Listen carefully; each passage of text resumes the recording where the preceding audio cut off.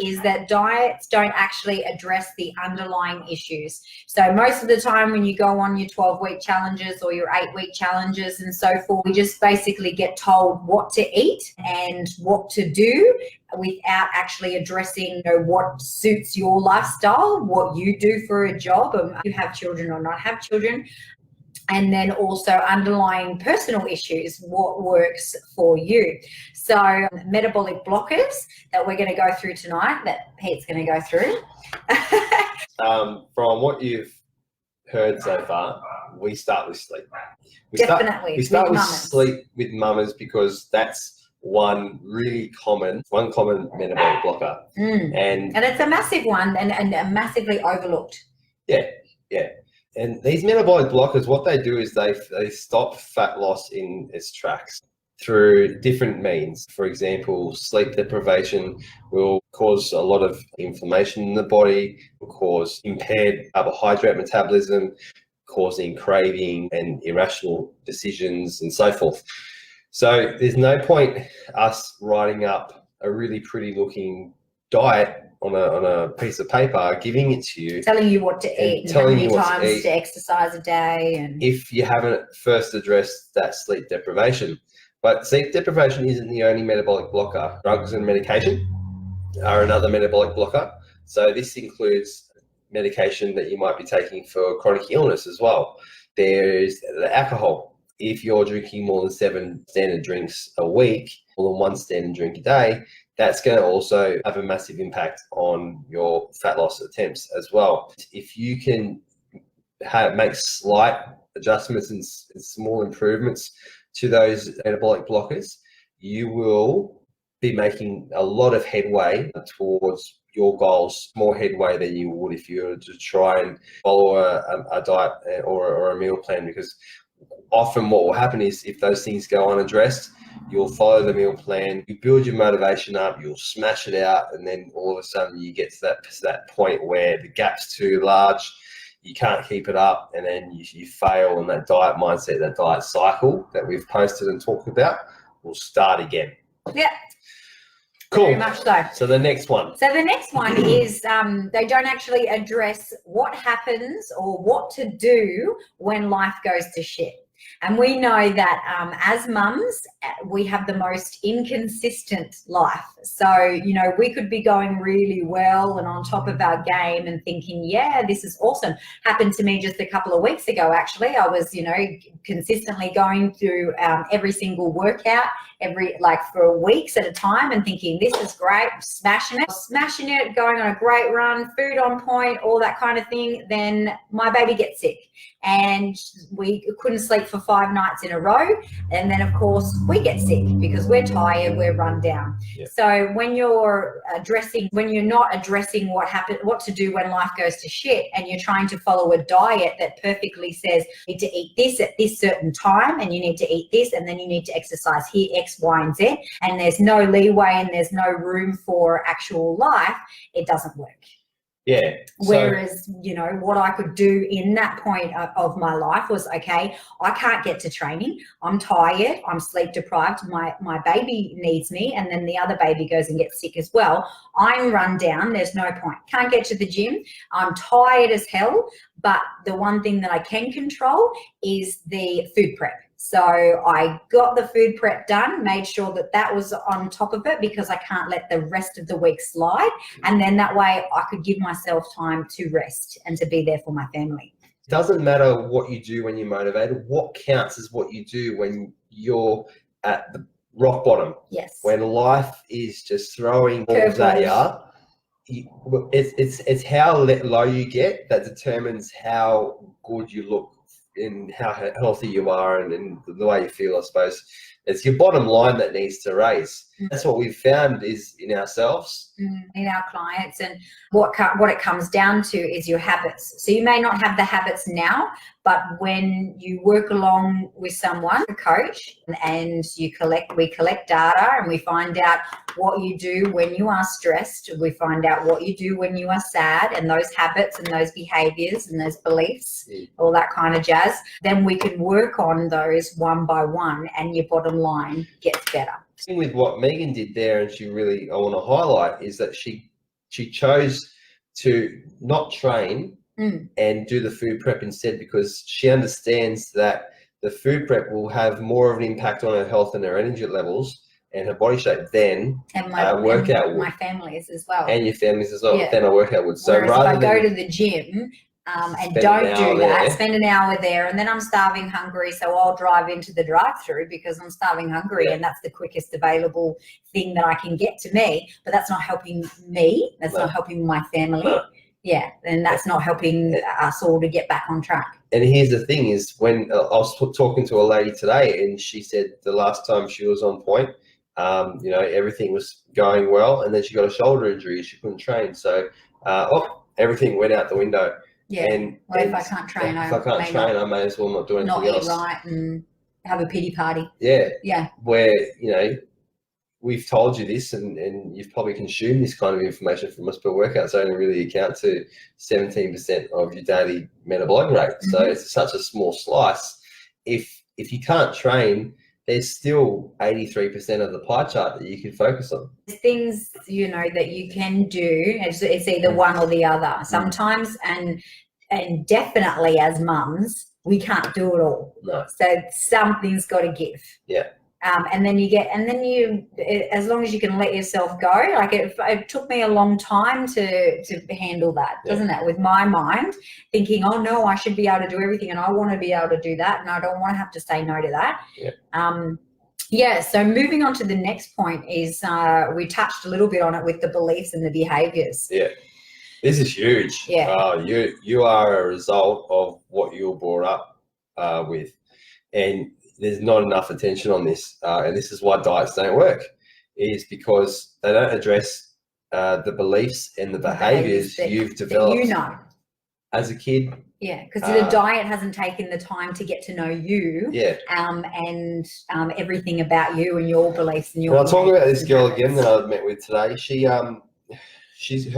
One of her beliefs is that if she says no to food, she's being rude, right? So as you can imagine, this person, and you may think the same thing, is if you're on a diet and all of a sudden you find yourself at your partner's parents' house, or you find yourself at a friend's house or at a function, and someone comes up to you and says, would you like to eat this? You're likely to say yes and not come across as being rude. Having that belief will also impede, obviously, your goals. And that's why a diet mindset, a diet itself will never actually address those underlying beliefs and behaviors. You know, I mean, who rewards themselves with food when they're sad? Everyone. Yeah. Who rewards themselves with food when they're happy? So jump on, Stress. mamas, if this is resonating with you. You know, when you're sad, do you feel as though I've got a really great client that's getting really great results, but I'm seeing a pattern in her that when she gets stressed, that's how she handles it, and she sort of is just like, well, that's what I'm doing right now. So you know, you'll see the vodka slip in, and you'll see the chocolate slip in, and it's like, well, that's what you do when you're stressed. And it's not a bad thing. No, it's not just her either. belief and her behaviors that she's developed over time. And when you see it in front of you on paper, it's so powerful, because then what you can do is you can say, all right, I've got this belief that if I'm stressed, I need a drink. That is resulting in my health, my energy levels, and my body shape. Yeah, this is what's holding me back right now. This is what's holding me back right now. I've got a choice. I can either keep it because I really love to have that relief, or I can realize that I'd rather the health, the energy, the body shape. So you swap it out and you replace instead. Yeah, replace it with a new habit or a new cue of the habit. When I get tired, I make bad choices with food. Yeah. That's right. We've had this one, yeah. And it's completely normal. And when you realize it, you then can become aware of it and think, okay, well, when I'm tired, what can I do instead of making those bad choices? Yeah, cool. Let's get into the next part. Yeah. So, well, with this one, why diets don't work, and this is a big one as well, is because mums feel isolated. So mum's going on another health kick again, mum's going on another diet again. She can't eat with the family. She eats separate, or she doesn't eat at all. Miss out on things. Making 2 meals. That's right. Yeah, so we're missing meals. out, and then we're also overworking ourselves for making separate meals for our children, and then we've got to eat our whatever it could be, you know, sort of in an isolated environment, and that's no fun at all, and it's not sustainable. There's no way in hell that I would cook multiple meals for multiple people. No. I wouldn't do that because I'm too lazy. No. Too selfish, whatever. Bad mum. And so it's a short-term mindset, really, isn't it? Yeah, and I would not like to not sit down with my family and eat, you know, the same kind of food. Yeah. And enjoy that experience together. Yeah. We are very emotional eaters. It is very hard to cut the emotion out of eating. So we eat to socialize. It's well ingrained into our DNA. So what we need to do is we need to find ways of getting around it, because we're probably in a time where economically food is very relatively cheap. We're paid relatively well, and it's highly available. Highly available, yeah. And because it's so highly available, it's contributed to the culture of eating lots of food. Yeah. And making those choices all the time. Yeah. Yeah. So and it's all about choices with the emotion too. You can choose to eat out all the time, or you can choose to eat out sometimes. And the same as food proximity. So we'll touch on that. This is the last one, basically. Yeah. So food has become really, really proximal. Yeah. It's become really easy to get and gain. Yeah. Being able to just go down to the shopping centre and grab a block of chocolate if you feel like it. But even in our own environment. Yeah. Yeah.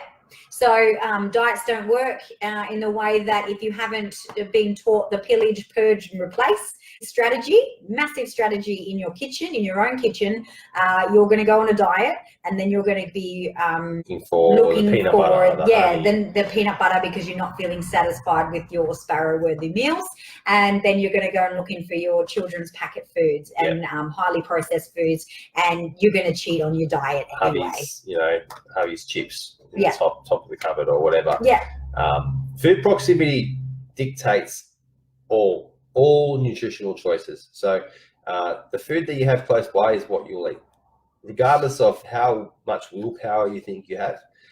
If it's in the house, chances are you'll taste it, you'll lick it, you'll gorge it, you'll do something with it. Totally. So food proximity does rule all, and this is why diets don't work, is because mum goes on a diet and then dad keeps his little snack box, his stash box, and the kids have their recess food, like all of that kind of stuff, and it makes it a very hard environment. In the past, when not knowing how to not knowing about the fuel shift, and so I would then cut shit out of my diet and then just eat the nutritious foods, but then the gap became too large, not knowing, and I'm going through a fuel shift, and I'm not knowing how to increase that systematically, rummaging through like my mum's pantry or my pantry, looking for something like just anything. And these fuel shifts will happen. So you will get to a point where you aren't eating enough food and you'll need to increase it, and you'll like it's a great sign it, that your body is on track, but you just really need to know to increase it. And you'll either derail yourself by going for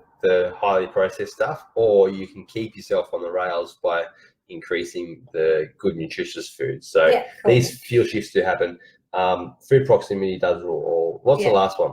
The last one is like about cutting the emotion, which we did touch on, and the individual issues in terms of people, how they're emotionally connected to food. So we're all emotionally connected to food. So good nutrition is never about food. It's about our beliefs, what we grew up with, what we define as normal. And by messing with your normal, people are really, or, mums, we're talking to mums, are really reluctant to gain that nutritional guidance because they're afraid of that change. Yeah, there probably will be some foods that you have in your staples that you think about from your childhood that makes you feel happy. Yeah, definitely. And they may be good or bad. It's just understanding that that's an emotional attachment to a certain Or food, making that choice. and then making Just the all of those choice. choices. So to wrap it up, mamas, diets don't work because of all those reasons. So instead of going on a diet, how about looking and becoming aware of your own habits, your own, like addressing those habits, working on food proximity and addressing beliefs and behaviors, working on what happens when life goes to shit. How can we raise that bar and still keep on the right track, even when our life is falling apart? Yeah, perfect. Well Okay. said.